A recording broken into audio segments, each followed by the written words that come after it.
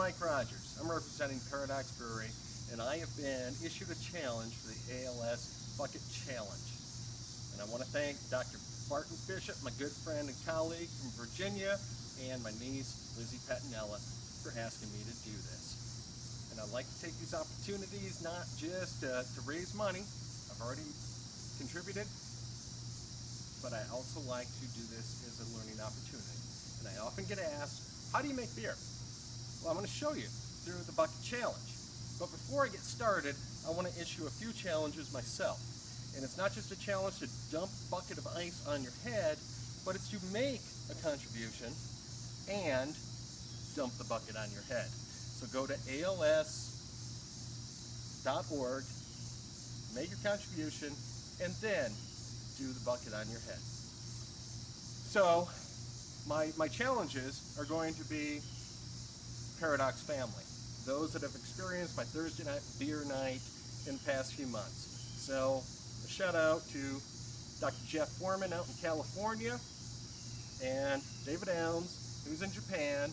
I want to see both of them doing it, and my regular beer crew, which includes Matt Stoner, Van D. Lotel, Brittany Howerton, and my videographer, Rick Ewing. So let's get started with this whole thing. So when we start making beer, we take some grain, we put it into what we call a mash tun. We put about 152-degree water in that. We let the grain seep and get the sugar out. So we take that, and eventually we dump it out.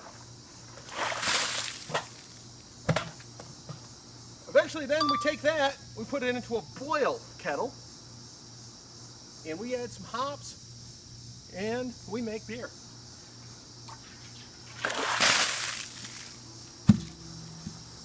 Once we cool it down, we add some yeast.